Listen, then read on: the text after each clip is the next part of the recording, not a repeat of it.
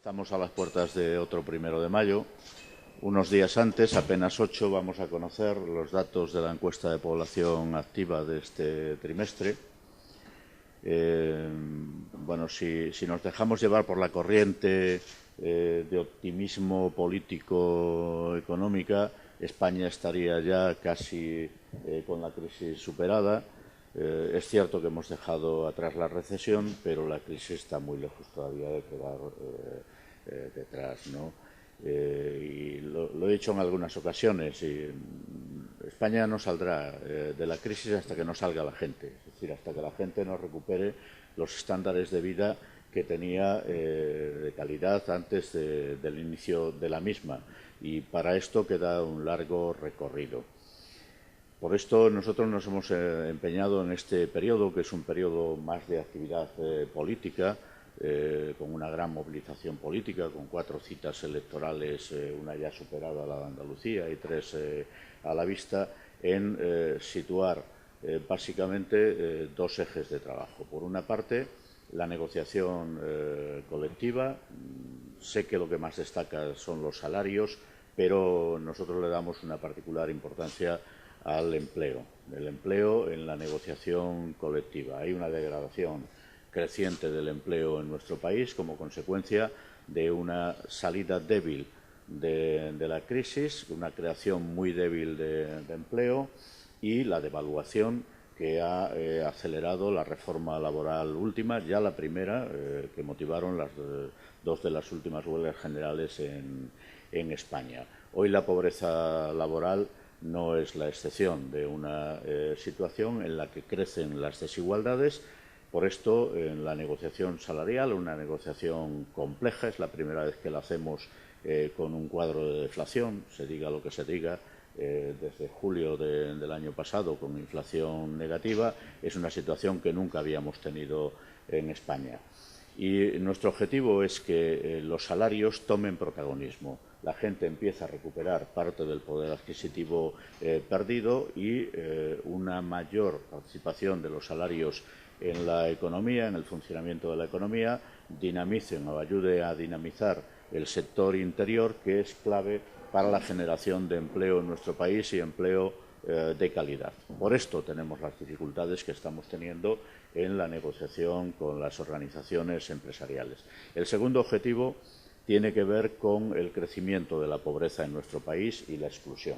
Pobreza asociada a la pérdida del empleo en la mayor parte de los casos, que se manifiesta en todos los sectores y colectivos de la sociedad, que afecta de forma muy importante a la infancia como consecuencia del desempleo de los padres. Por esto nosotros nos hemos propuesto conseguir un nuevo pilar de protección social en nuestro país. La red de protección social en España ha saltado por las costuras. Estaba diseñada para crisis de otra naturaleza, distinta a la que hemos y estamos viviendo todavía. Tiene su origen, como se sabe, en su desarrollo último en la reconversión industrial.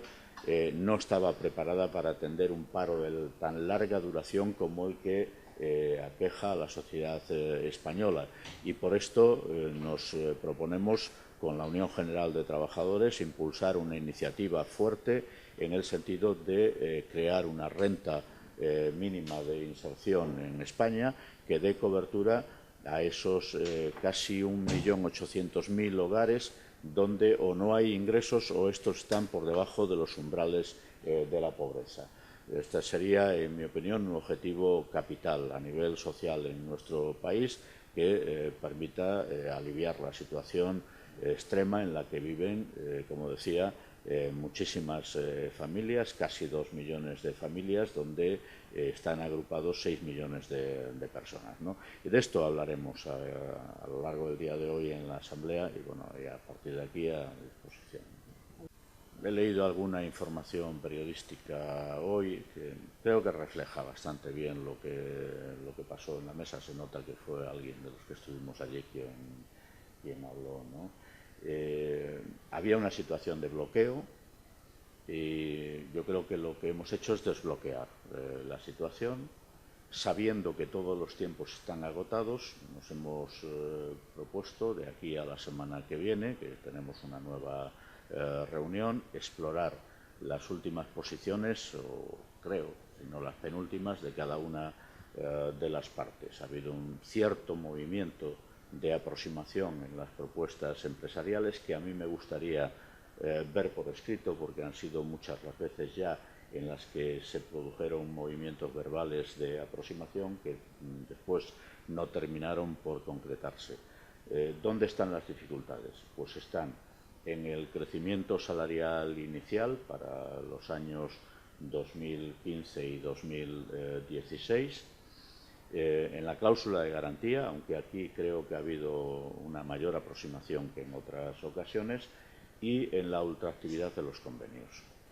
Nosotros queremos encontrar un cauce que impida que cuando un convenio se bloquea en su negociación, que no son muchos afortunadamente, pues no corran el camino que les tiene reservada la reforma laboral, es decir, el Estatuto de los Trabajadores después de la reforma del año 2012, que es el decaimiento de ese convenio y la sustitución, si lo hay, por un convenio de ámbito superior o por la ley en el peor de los casos, ¿no? A un convenio, en nuestra filosofía, la de comisiones obreras, le tiene que suceder siempre otro convenio en el mismo ámbito, salvo que los negociadores decidan otra cosa distinta. Y esto se puede llegar por la vía del acuerdo, por la vía de la mediación o por la vía del arbitraje. Ese es el cauce que estamos proponiendo. Sé que hay dificultades para que sea asumido por las organizaciones empresariales, pero a la negociación colectiva, que es una pieza económica de primera magnitud, hay que darle certidumbres. Hemos propuesto un incremento inicial para este año hasta el 1%, que debería corregirse a final de año si el Producto Interior Bruto supera el 2%, hasta el 1,5%. Teniendo en cuenta que estamos, como decía, en un contexto de inflación negativa, supondría recuperar una parte del poder adquisitivo perdido. Creo que es una posición muy razonable, que se compadece con la situación de la inmensa mayoría de los sectores y, sobre todo, con las necesidades de la gente. Y es compatible, en mi opinión, con la creación de empleo, aparte de que el incrementar la capacidad de consumo de las familias es una de las claves fundamentales para que crezca el empleo en nuestro país. Esta es solo la segunda reunión sin acuerdo, son bastantes más, lo que pasa es que no todas han sido públicas, ¿no? Yo soy más optimista que antes de entrar a la reunión, pero todavía no tengo la absoluta certeza de que vaya a haber un acuerdo. Por nuestra parte, Comisiones Obreras, vamos a hacer todos los esfuerzos necesarios preservando esto, ¿no? El interés de la gente, que creo que es compatible con la necesidad de la mejora de la situación de las empresas y de la economía española en general, para llegar a un acuerdo. No lo veo de forma inmediata, es decir, no va a ser, estoy convencido, en los próximos días, pero espero que en un plazo breve de tiempo podamos madurar la situación y dar un cauce ya definitivo a la negociación colectiva y, además, estabilidad a las relaciones laborales en un momento crucial para el futuro de la economía y de la sociedad en nuestro país. Ministro Guindos, positiva. Sí, claro, precisamente por esto, ¿no? Resultaría muy contradictorio que, habiendo firmado un acuerdo en el año 2012, en las circunstancias en que se produjo aquella negociación, con una previsión de crecimiento de los salarios del 1,5%, ahora fuéramos a cifras distintas, ¿no? Ahora, también al señor Guindos hay que recordarle que la situación de la economía española mejora a pesar de la acción del Gobierno, y que la acción del Gobierno es lo que nos ha generado una situación mucho más precaria para el empleo que la que teníamos antes de que llegara. Bueno, buenos días, un saludo a todas y a todos, y el agradecimiento a la Unión por la oportunidad de estar aquí otra vez, pues ya hace bastante tiempo que fue la última. Pero bueno, ya se han dicho muchas cosas y es difícil que no repita algunas, ¿no? Estamos en un momento, yo no sé si más complicado, más difícil que otros, pero sí apasionante.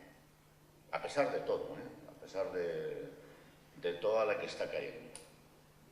Estamos decían,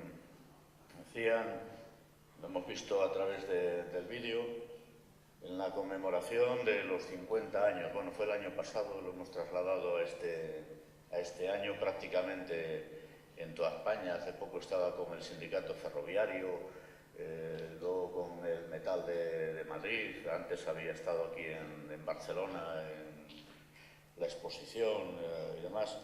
Son 50 años construyendo presente y futuro. 50 años de la historia de este país en las que este sindicato ha jugado un papel tremendamente importante, ¿no? Y conviene recordarlo porque estamos en tiempos de reinterpretación de la historia. Parece que Adán ha vuelto de nuevo, ¿no? Y que el adanismo va imponiéndose también en la sociedad, y a la gente, sobre todo más joven, no está de más recordarle de vez en cuando que con todos sus defectos, si este país ha llegado a donde ha llegado, ha sido en gran parte por la existencia de las comisiones obreras. Es posible que la dictadura se hubiera acabado de todas maneras. El dictador se murió en la cama, pero la dictadura murió en las calles. Murió en las calles por la movilización obrera, por la movilización estudiantil, los hombres, las mujeres, que en las difíciles condiciones de los años 70 y bastante antes, crearon las condiciones para transitar de un régimen dictatorial a una democracia. Y si hoy la gente tiene vacaciones en las empresas, los que tienen empleo, las que tienen empleo, porque hay 5,5 millones de personas en España que no disfrutan de vacaciones porque no tienen un empleo. Si a pesar de los recortes tenemos sanidad pública o educación pública y gratuita, si hay servicios públicos y servicios sociales, es porque ha habido antes sindicato. Porque hay muchísima gente, a veces nosotros tenemos también la tendencia a olvidarnos de ello, que se cree que las cosas ya estaban aquí y que además están para siempre. Ni estaban aquí ni están para siempre. Y estos 7 años de tránsito por la crisis, que todavía no se ha terminado, luego diré algo al respecto de esto, son una prueba muy clara, muy evidente, de que las conquistas no son para siempre, y que si la sociedad se descuida, si la sociedad no se organiza, si la sociedad no responde cuando hay agresiones, las conquistas que tanto tiempo, tanto esfuerzo tardamos en lograr, o tardó la sociedad en lograr, a tanto coste, pueden perderse de un día para otro. Pues lo dice un amigo que además es un gran amigo del sindicato, algunos dirían socio fundador, Nicolás Sartorius, acostumbra a utilizar una frase, y es la de que ¿por qué cuando le preguntan merece la pena ser sindicalista en estos momentos? Y él les contesta, pues porque los derechos no se heredan. Se heredan otras cosas. Pero si los derechos no se defienden en el día a día, no hay herencia posible. Y esto es lo que tratan de lograr, que salgamos de esta crisis con muchos menos derechos con los que llegamos a la misma. Y este sindicato tiene que jugar hoy el mismo papel en otras circunstancias al que jugó para permitir que este país llegase a la democracia a finales de los años 70. Son 50 años de historia, de la COM, de las comisiones obreras, de historia organizada, porque la historia de comisiones obreras es bastante más larga, de historia de convivencia, de la COM y las comisiones obreras de España. Yo tengo la plena confianza la seguridad que dan las personas de que al menos esto se mantendrá durante otros 50 años más. Porque la clase obrera se necesita, la de todos los lugares, para ser fuerte, para tener capacidad, primero para resistir en momentos como estos y después para avanzar, cuando se dan las condiciones para el avance. Este es un año que tiene un interés especial desde el punto de vista de la política.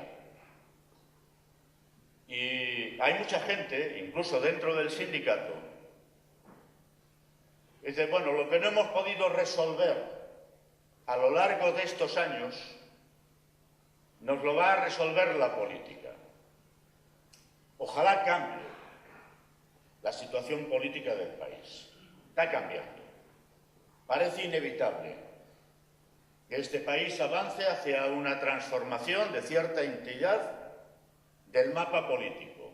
No sé si lo suficiente como para que el cambio nos permita colocarnos en una condición mucho mejor para recuperar el cuadro de derechos perdidos durante estos años o para avanzar transformando la sociedad en un sentido positivo en los próximos 4 años, cuando termine este largo ciclo electoral en el que está este país a lo largo del año 2015.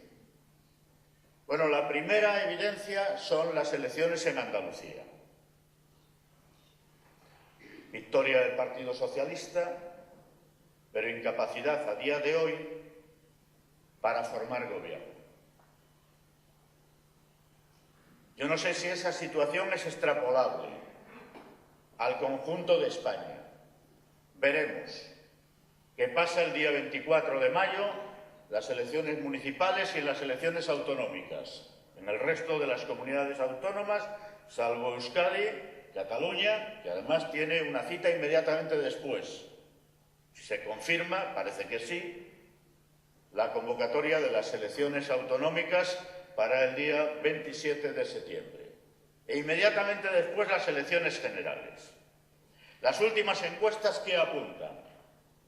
Pues una especie de empate a 4 en España, que no sé si dará para conformar gobiernos de una naturaleza o de otra naturaleza.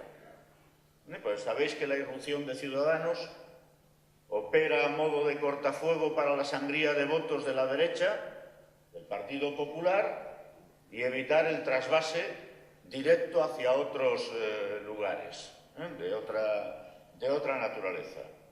Pero en Euskadi y en Cataluña todo apunta a una relación a 6, al menos. Tiene un mapa político mucho más complejo.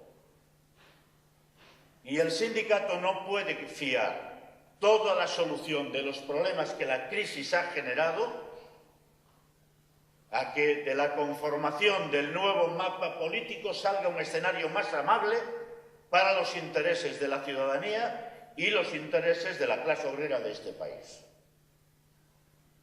Dicho de otra manera, yo no tengo seguro en estos momentos que la exigencia, por ejemplo, de reversión de los efectos de la reforma laboral vaya a tener un cauce adecuado en la configuración del próximo Parlamento del país para que podamos descansar en esa posibilidad toda nuestra actuación. Creo que no. Si sucede, estupendo.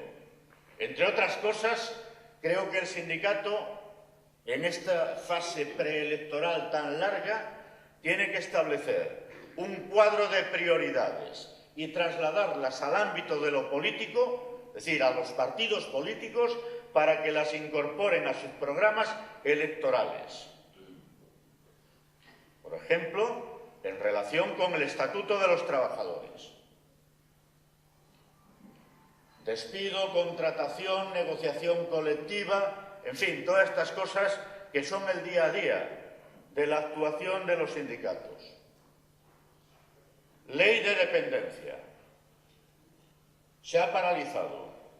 La política de recortes ha llegado también a la atención a las personas dependientes. Exigencia de compromiso del desarrollo de la ley de dependencia en toda su intensidad, para lo que nació, impulsada por este sindicato, que la gente ya lo ha perdido de vista. Pero la ley de dependencia en España vio la luz porque primero la idea la tuvo este sindicato. Si no, no habría, ni en las condiciones en las que está, ley de atención a las personas dependientes en nuestro país en este momento. Como las pensiones no contributivas, que fue el resultado más visible de la huelga general del año 88. No había pensiones no contributivas en España hasta los años 90 y fue el resultado de aquella huelga. En fin, recordar estas cosas creo que es importante. En los ayuntamientos, en las comunidades autónomas, cuando lleguen las elecciones generales, este sindicato tiene que poner encima de la mesa de cada formación política un cuadro reivindicativo de los elementos básicos que deben configurar la salida de la crisis. Empezando por la fiscalidad, que es la base, después de la empresa, para la distribución de la riqueza. Si no hay una fiscalidad potente y los partidos compiten para ver quién baja más los impuestos, en una carrera loca que después, claro, se traslada en sus efectos en forma de reducción de gasto sanitario, de gasto educativo, de inversión pública, de salarios en la función pública, en fin, lo que hemos vivido, lo que estamos viviendo a lo largo de estos años. Nosotros, como sindicato, no podemos, no debemos renunciar a jugar un papel importante en la distribución de la riqueza a través de los impuestos y las cotizaciones sociales, que son los elementos que van a determinar la calidad del modelo social, del llamado estado del bienestar y, en definitiva, la salud de la democracia en nuestro país. Por esto digo, este es un año muy importante, parece que de cambio, ojalá el cambio sea intenso y se creen unas condiciones políticas distintas a las que hemos tenido hasta ahora. Pero no dejemos todo al albur de ese cambio y a la iniciativa, que es muy importante, solo de los partidos políticos. Tomemos posición, construyamos propuesta, movilicemos a la gente alrededor de los elementos básicos que deben conformar ese cambio de situación en nuestro país. Ahora que estamos en plena campaña electoral, es una campaña electoral, como decía, larguísima, un año de duración, bueno, más, porque venimos ya del año anterior. ¿El gobierno en cuál se ha situado? En la de la propaganda. Poco menos que España ha entrado ya en una situación de superación absoluta de la crisis y sus efectos. Además tiene la compañía de la OCDE, del Fondo Monetario Internacional, del conjunto de las instituciones europeas, que pretenden situar España como contrapunto de la situación de Grecia. Y el pueblo griego, a través de su nuevo gobierno, exige un tratamiento distinto de una situación que ha llevado a la sociedad griega, como a la española, a un crecimiento tremendo de la desigualdad que se expresa en forma de pobreza extrema para muchos sectores de la sociedad. Los efectos de la política de la Troika, a través del rescate de Grecia, vaya rescate, pues ha supuesto la reducción de los salarios en no menos del 25%, otro tanto de las pensiones, 26% de tasa de paro, pobreza infantil, pobreza de pensionistas, en fin, no nos es nada ajeno. Y sin embargo, Grecia se le coloca en un rincón para hacer fracasar las expectativas generadas por las últimas elecciones en ese país, y a España se le eleva poco menos que a los altares para mostrarla como el ejemplo del éxito de las políticas de austeridad desplegadas en el conjunto de la Unión Europea. Bueno, ¿se compadece esto con la realidad? Hay una cosa que es cierta. Sería estúpido negarla. Hemos dejado atrás la recesión. Ahora, a continuación hay que decir, España no ha salido de la crisis. Y desde el punto de vista de una organización de trabajadores y trabajadoras, hay que decir alto y claro que de la crisis saldremos cuando la gente, empezando por la recuperación del empleo y la calidad del mismo, recupere los estándares de calidad de vida que tenía antes del inicio de la misma. Y esto está muy lejos de haber sucedido. Y además al Gobierno y a las instituciones europeas hay que recordarles que España sale de la crisis no precisamente por el efecto beneficioso de las políticas de ajuste y las mal llamadas reformas estructurales, sino a pesar de ellas.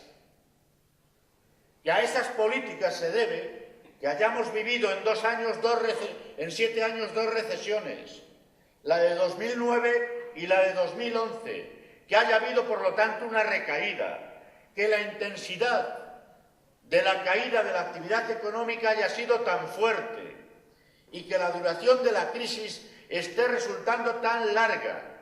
Salimos de la crisis porque la economía capitalista sigue funcionando a modo de ciclos y estamos entrando en un cambio de ciclo. El problema es cómo llega la gente, nuestra gente, la mayoría de la sociedad, a ese cambio de ciclo. Y ahí, claro, todos los parámetros de referencia son negativos. Por eso el Gobierno explota otros factores y habla de macroeconomía. Y usted lo hizo peor. Bueno, todavía tenemos 500.000 personas, 600.000 casi, en desempleo, más hoy, con todo lo que dice el Gobierno de Rajoy, que ha crecido el empleo en España, que los que teníamos cuando se hicieron las elecciones generales en noviembre del año 2011. Es cierto, y lo combatimos, que las políticas del Gobierno anterior fueron tremendamente lesivas, aceleraron la destrucción de empleo, pero la reforma laboral del año 2012 está en la base de una mayor aceleración todavía a partir de febrero, que fue cuando se publicó en el Boletín Oficial del Estado. Pero además, ¿qué tipo de empleo se está generando? El poco que genera la actividad económica en nuestro país. El empleo a tiempo parcial, que se degradó en su configuración, ha crecido del 14% sobre el empleo total en el año 2011 al 19 y pico por ciento en el año 2015. Algo más de 5 puntos, eso es muchísimo en un contexto en el que no hay generación de empleo o la generación de empleo es escasa.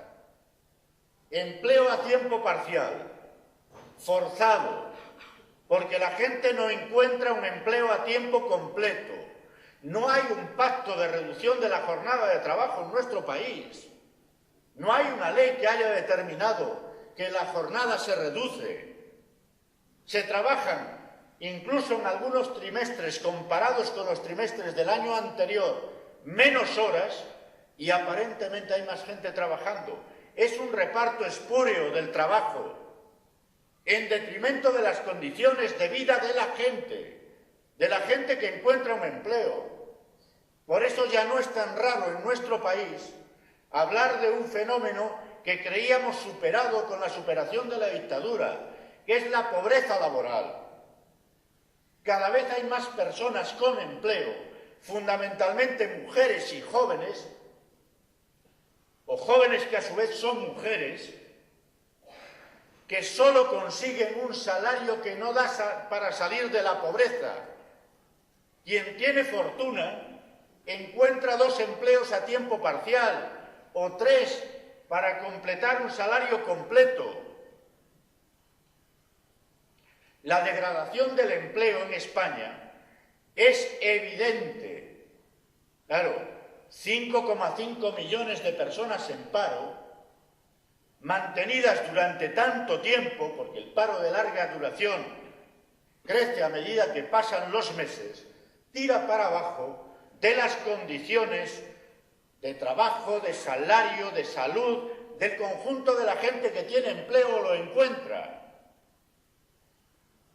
Y apenas la resistencia sindical logra paliar en parte esta situación, pero es imposible, no hay sindicato, por mucha capacidad que tenga, que con un ejército de reserva en el paro de la naturaleza del que hay en España sea capaz de conseguir mantener intocables las condiciones de trabajo de la gente que tiene empleo.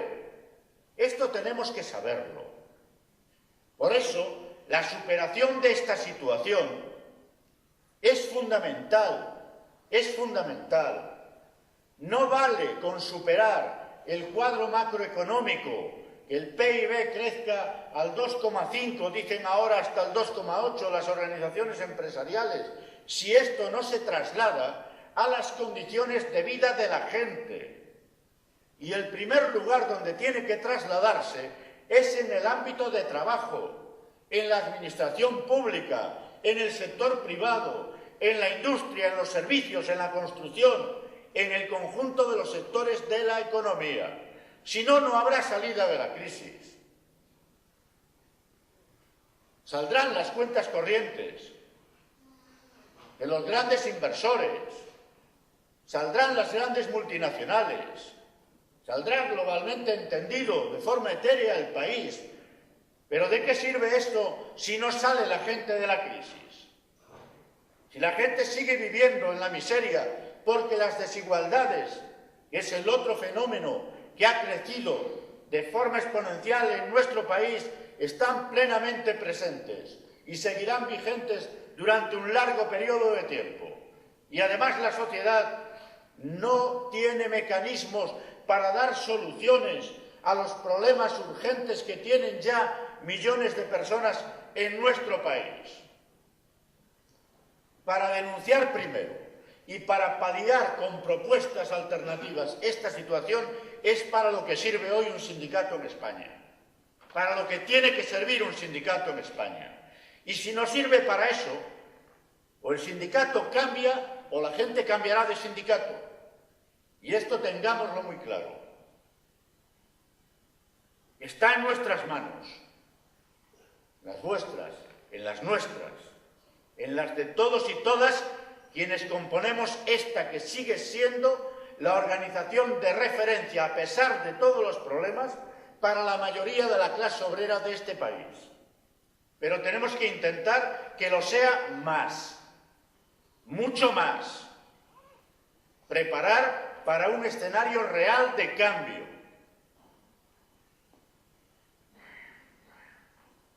Decía, dejamos atrás la recesión, no salimos de la crisis, necesitamos políticas que se compadezcan con la situación real para salir de la crisis, pero para salir con la gente de la crisis. No es etéreo, marca España, el país, el no sé qué, no. O sale la gente, no hay salida de la crisis. Lo primero es identificar los problemas y a partir de identificar los problemas proponer las soluciones. Este es un sindicato que en su historia, no lo estamos inventando ahora, tiene a gala su capacidad de propuesta, de alternativa. Nosotros no nos conformamos nunca con señalar ahí hay un problema. No decimos ahí hay un problema y esta puede ser la solución. movilizador, pero también negociador. El diálogo social es fundamental. No ha funcionado al nivel que tenía que funcionar en esta etapa dura de crisis, donde la afectación mayor ha sido para nuestra gente. Porque la crisis, dicen, ha afectado a todo el mundo. Sí, a unos más que a otros, a unas menos que a otras. A la inmensa mayoría de la gente, mucho más que a las élites económicas de este país. Y a una parte de las élites políticas, a las que además, y hoy está en todos los medios de comunicación, les preparan una amnistía fiscal casi a la carta, para que puedan aflorar recursos que se habían llevado en otra etapa de este país, gente que venía a dar lecciones. ¿Recordáis aquel que fue ministro de Economía y vicepresidente del Gobierno? ¿Cuántas lecciones dejó en este país? Bueno, pues esa gente, esta no ha sido afectada por la crisis. Nuestra gente sí, porque ha caído la economía, pero ha caído mucho más en sus efectos negativos para la inmensa mayoría de la sociedad, que tienen que ser, seguirán siendo la referencia para el sindicato. Pues propuestas, movilización, adecuadas a las necesidades de la gente.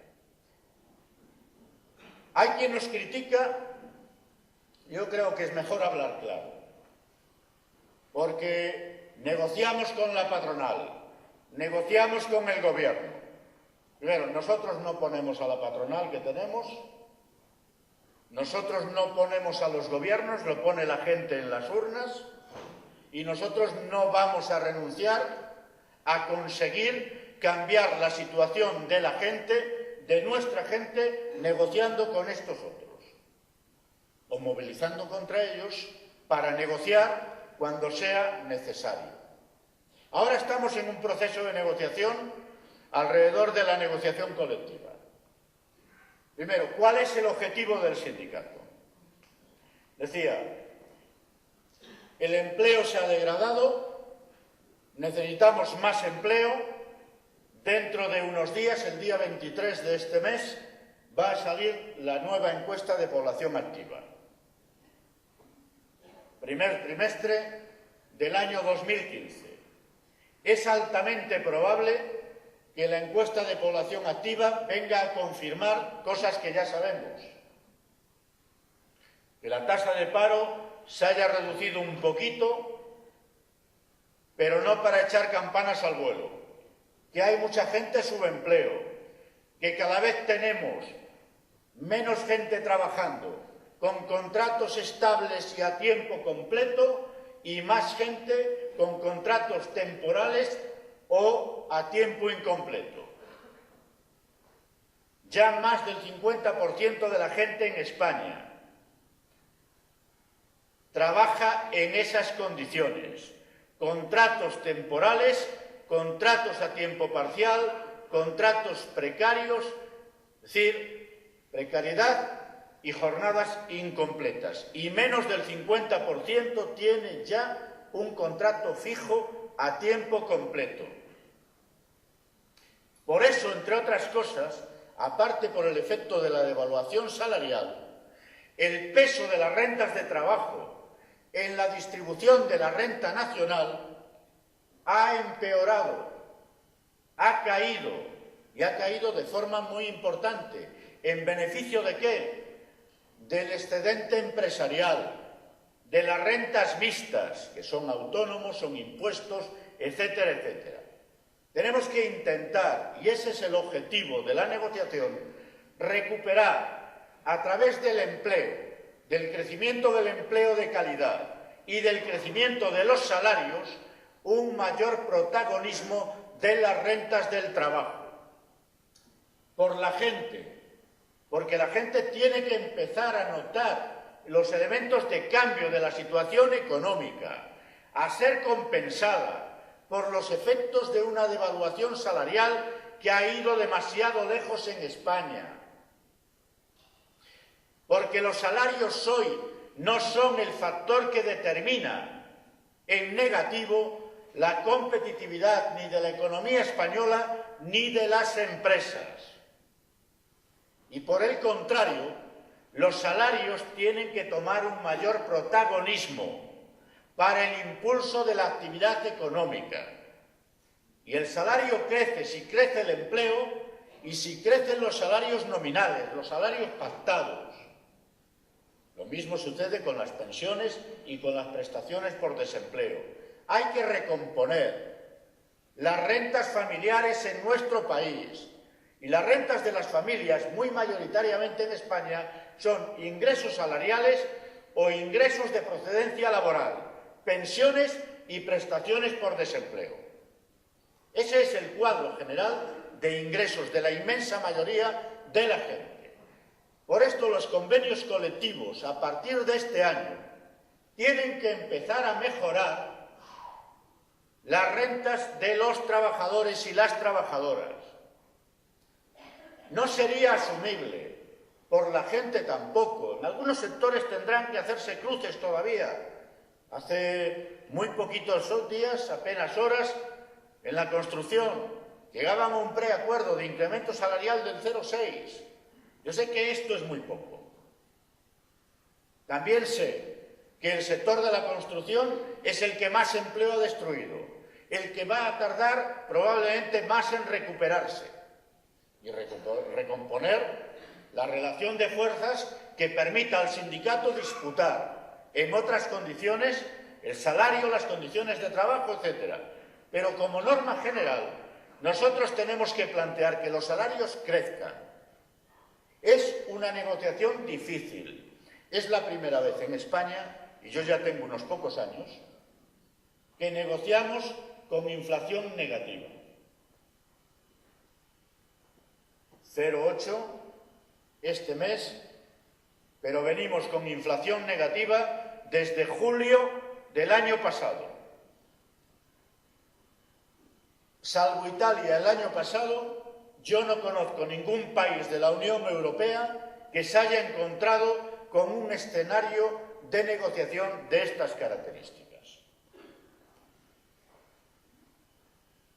Las empresas, ¿qué dicen? Las organizaciones empresariales. Como hay inflación negativa, ya crecen los salarios. Pues sí, a otro perro con ese hueso.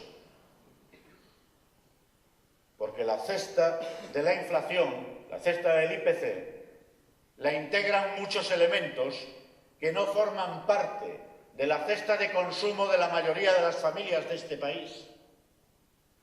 Las rentas de las familias trabajadoras en nuestro país han caído y han perdido de forma considerable poder adquisitivo. Y hay que empezar a recuperarlo. Y si la economía se recupera, y desde el gobierno que dice que va a crecer el 2,4 el PIB, hasta la COE que habla del 2,8, o el Fondo Monetario Internacional que habla del 2,5, ese crecimiento del Producto Interior Bruto se tiene que compadecer con un crecimiento real de los salarios a partir de este año. Nosotros damos estabilidad a las relaciones de trabajo en las empresas a condición de que la gente empiece a notar en forma de empleo y de salarios el cambio en la situación económica. Para esto tiene que servir ahora la concertación social, la negociación con las organizaciones empresariales. Si no, no tiene sentido ninguno. No tiene ningún sentido. Y preservar, que es otro de los elementos en disputa, el crecimiento inicial pactado de los efectos de la inflación, que ahora es negativa, pero el año que viene puede no serlo, o a final de este año. Y por lo tanto, incluir una cláusula de garantía que preserve de una evolución negativa de la inflación los salarios que se pacten en los convenios colectivos. Estos son elementos fundamentales. El acuerdo general se justifica hoy mucho más que en otros momentos, sobre todo ¿por qué? Por la reforma laboral. Mirad, el 98% de las empresas de este país tienen menos de 25 personas trabajando en sus plantillas. Con el orden de prevalencia del convenio colectivo que estableció la reforma del año 2012, con la posibilidad de crear comisiones ad hoc de 3 trabajadores en las empresas pequeñitas para negociar,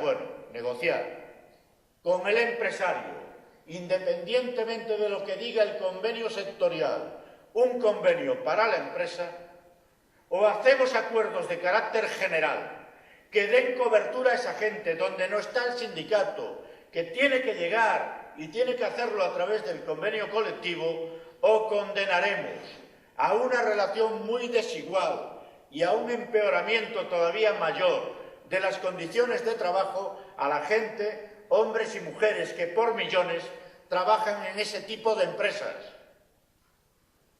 Por eso es fundamental el acuerdo general y es fundamental el convenio sectorial, estatal, autonómico, provincial, depende de las prácticas de cada uno de los sectores, pero convenio sectorial en definitiva. Y el otro elemento que tenemos en disputa, porque los periódicos se quedan con la cifra de incremento salarial, el otro elemento que tenemos en disputa es la ultraactividad del convenio. Sabéis lo que dice ahora el Estatuto de los Trabajadores. Conocéis la sentencia de Mallorca en relación con una empresa. Esa sentencia nos da la razón en unas cosas, pero genera un problema para otras. Decae el convenio, se mantienen en el contrato individual las condiciones que tenía el convenio colectivo para la gente que está, pero las nuevas incorporaciones, doble escala. No solo doble escala, no solo doble escala, porque afecta al conjunto de las condiciones, no solo las salariales, pactadas en el convenio colectivo. La máxima tiene que ser, a un convenio en un ámbito le tiene que suceder otro convenio en ese ámbito, sea por el resultado de la negociación, la mediación o el arbitraje. Pero siempre tiene que haber una solución de un convenio, no el decaimiento.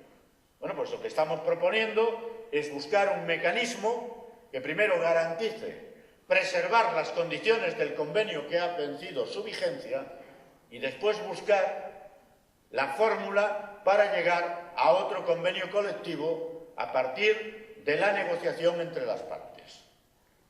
O en última instancia, que un árbitro consensuado determine cuáles son las condiciones de trabajo. No la ley, salario mínimo, jornada máxima, etcétera, etcétera, ni el convenio de ámbito superior, porque en muchos casos es peor o no lo hay. Este es, de verdad, o estos son, de verdad, los escollos que tenemos en la negociación, no la simplificación de si es el 0,9 o es el 1, tiene una carga simbólica, es cierto. Pero son estos otros elementos los que están haciendo compleja la negociación y difícil la solución de la misma. El mundo de la empresa en España se ha habituado a trabajar de una determinada manera y la reforma laboral, las dos últimas, no nos olvidemos de la anterior, pues les han dado muchos instrumentos al tiempo que nos los quitaban a nosotros, a los sindicatos, a la representación legal de los trabajadores. Tenemos que ser conscientes de estos. Intentaremos cambiar esta situación. Lo intentamos con las huelgas generales. No lo logramos. Esto está aquí. Es parte que seguro que una parte ha venido para quedarse y el sindicato tendrá que aprender a trabajar en otras circunstancias. Pero en tanto no cambia, lo que podamos cambiar como consecuencia de una configuración distinta del Parlamento actual, que es en definitiva donde reside la capacidad de hacerlo, nosotros tenemos que intentar blindar la negociación colectiva. para que no pase lo que sucedió en Gran Bretaña después de la derrota del movimiento obrero en los tiempos de Margaret Thatcher, que tenía un nivel de cobertura de la negociación colectiva de casi el 80% y ahora está en el 25%. Y la mayoría de la gente sin convenio colectivo. Y los sindicatos negociando solo para sus afiliados. Como no queremos que eso suceda en España, por esto es tan importante este proceso de negociación. Y habrá que engrasarlo. Yo creo que en estas semanas había que intentar hacer un esfuerzo de movilización alrededor de la negociación colectiva, si es posible antes del 1 de mayo, para preparar también las condiciones del 1 de mayo. Pero después vamos a tener que seguir. Mejor con acuerdo, ¿eh? Pero si es necesario sin él, porque lo que no va a hacer el sindicato es firmar cualquier acuerdo. No lo vamos a hacer. El escenario del acuerdo es mejor. Estabilidad para los próximos años, apuntalar el cambio de ciclo económico, intentar enganchar a la gente con este cambio, con la mejora de la situación a través de la negociación. Y si no, habrá que ir unidad de negociación a unidad de negociación a la disputa, pero en peores condiciones. Hay quien tiene buenas condiciones porque tiene masa crítica, pero la inmensa mayoría de los trabajadores y trabajadoras de este país, y desde luego los que están en desempleo y las que están en desempleo, los primeros, no tienen esas condiciones. La desigualdad. La desigualdad ha crecido, ya estaba presente entre nosotros, pero en la crisis se ha manifestado en toda su intensidad. A principios de este mes conocimos los datos del paro registrado del mes de marzo. Decía, dentro de 8 días, 7, vamos a conocer los de la encuesta de población activa.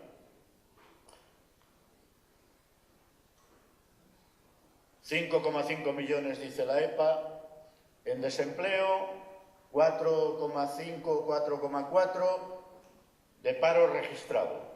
Esa diferencia tiene que ver con que hay mucha gente tan desanimada que no espera nada de los servicios de empleo y no se apunta. Y no se apunta, porque ya no tiene nada que buscar allí, pero siguen estando en paro. Bueno, de los datos del paro registrado, el Gobierno resalta 60.000 personas menos en desempleo, que no son 60.000 personas paradas menos. Hay gente que se va, cae la población activa, entran menos inmigrantes que los que entraban, muchos retornan a su país de origen. La tasa de paro desciende en décimas. Tardaremos más de 10 años, al ritmo que va la creación de empleo en nuestro país y qué tipo de empleo, en recuperar los niveles que teníamos en el año 2007. Por eso no podemos acomodarnos a esta situación. 10 años después de 7, 17 años, casi 20, perdidos en términos de empleo, al tiempo que el empleo nuevo se degrada, como consecuencia de las reformas, de las nuevas condiciones, etcétera, etcétera. ¿Y qué nos dice también? Aparte de algunas cosas que ya he comentado, pues nos dice que cada vez hay menos gente con protección.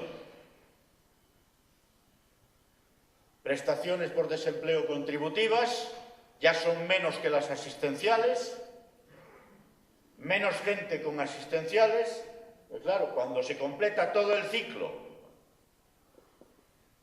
y no se reúnen las condiciones para entrar al subsidio de mayores u otras formas menores de protección, va cayendo de forma progresiva la tasa de protección en situación de desempleo. Crece la pobreza y por eso se manifiesta la pobreza infantil, la pobreza energética. Hay gente que tiene unos mínimos, pero no le da para cubrir otras necesidades. El Gobierno, ¿qué dice? Es que ahora llega el verano, no hace falta que encienda las calefacciones. Es la única respuesta que tiene. Nosotros no podemos acomodarnos a esta situación. Hay 1.800.000 hogares en España donde viven 6 millones de personas, que se dice pronto, por debajo de los umbrales de la pobreza. Y 740.000 hogares donde no entra ningún ingreso. Pusimos en marcha una iniciativa que dio como resultado la firma de un acuerdo de protección mínima para parados y paradas, desempleados y desempleadas de larga duración con cargas familiares. El Gobierno ha sido tan cicatero que inmediatamente que se firma el acuerdo aprueba un reglamento de desarrollo del mismo por el que en su aplicación solo 70.000 personas han podido presentar la solicitud de la nueva ayuda, de un universo potencial de más de 400.000. La red de protección por desempleo en España es una red que ha saltado por las costuras. Se paraliza la ley de dependencia. Todo tipo de ayuda familiar está recortada. Nosotros teníamos una red de protección por desempleo, el paro, que nació con la reconversión industrial, se desarrolló con la reconversión industrial en los años 80. Jamás habíamos tenido una crisis de tan larga duración. Claro, 2 años, subsidio mayores, hay montones de personas, millones, que han agotado toda posibilidad de seguir manteniendo la protección por desempleo. Las rentas básicas en las comunidades autónomas, ingresos mínimos en algunas otras, solo Euskadi y Navarra dan una cobertura mínimamente decente a la gente que está en esta situación. El resto del país no. 250.000, algo más, de personas en Cataluña que tienen a su cargo los hogares donde viven 2 veces más de niños, están en esa situación. 2,1 millones en España. Esto no es tolerable. En democracia no es sostenible esta situación. Es que no hay dinero. Oiga, en lugar de hacer una reforma fiscal como la que ha hecho, generando la ilusión de que devuelve dinero a la gente a través del IRPF, pero en realidad bajando la presión fiscal a las rentas más altas, desfiscalizando al mundo de la empresa y otras lindezas en relación con las rentas del capital, haga una reforma fiscal de verdad. Solo con la mitad de las propuestas que este sindicato hizo hace 2 años de reforma fiscal, habría recursos más que suficientes para completar la red de protección social en España y sostener la sanidad y la educación y los servicios públicos y los servicios sociales. Hoy, junto a los salarios y el empleo, mejorar la red de protección social es fundamental y tiene que ser la tarea prioritaria para una organización que quiere ser, como esta, la referencia de la mayoría del país, empezando por la clase obrera. 11.000 millones de euros. Sé que es una cantidad importante. Es 1,1% del Producto Interior Bruto de este país. 4 veces menos que lo que costó el último rescate de la banca en España. Para dar cobertura a 2,1 millones de personas que viven en 1.800.000 hogares, donde además viven otros casi 4 millones de personas. Esto es básico. Esto era un compromiso de aquella declaración que suscribimos en julio del año pasado con el presidente del Gobierno. No han cumplido. Hemos terminado con la UGT el trabajo de elaboración de la propuesta. En unos días la vamos a presentar públicamente. se la trasladaremos al Gobierno y o hay respuesta o iniciativa legislativa popular. Vamos a ver si de verdad hay cambio político y los que dicen que van a cambiar el país cumplen. Y esta iniciativa legislativa popular termina aprobándose en el Parlamento y no corre la suerte de aquella otra que pusimos en contra de la reforma laboral de Zapatero, que después de recoger 1 millón de firmas, la zanjaron en 5 minutos de debate en el Parlamento. Bueno, confiemos en que el cambio político genere una situación nueva, porque en esta legislatura ya no se podrá ver. Tendremos a partir de la puesta en marcha 9 meses para la recogida de firmas. Y yo emplazo al conjunto del sindicato a que hagamos un esfuerzo, porque son millones de personas los que dependen de iniciativas de estas características, que lo acompañemos con la movilización, con los convenios, con el 1 de mayo, contra el acuerdo comercial con los Estados Unidos. En fin, con todo el despliegue que hagamos a partir de este momento.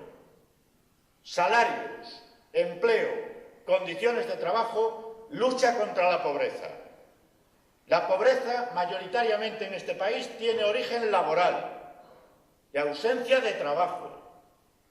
Por eso decía, hay pobreza infantil y por eso cada vez más los pensionistas corren el riesgo de entrar en situación de pobreza y exclusión. 0,25 subieron las pensiones este año. Nada los salarios en la función pública. Esto es lo que genera este potente disolvente democrático que es la desigualdad. No hay mayor disolvente para una democracia que generar situaciones tan evidentes, tan flagrantes, tan extendidas de desigualdad como las que ha generado este país en la crisis. Por eso este país se merece expectativa, expectativa de cambio, y que la expectativa pase a cambio real. Y por eso necesita una organización como esta, como las comisiones obreras, en Cataluña y en toda España, porque este país os necesita a vosotros y a vosotras. ¡Vivan las comisiones obreras!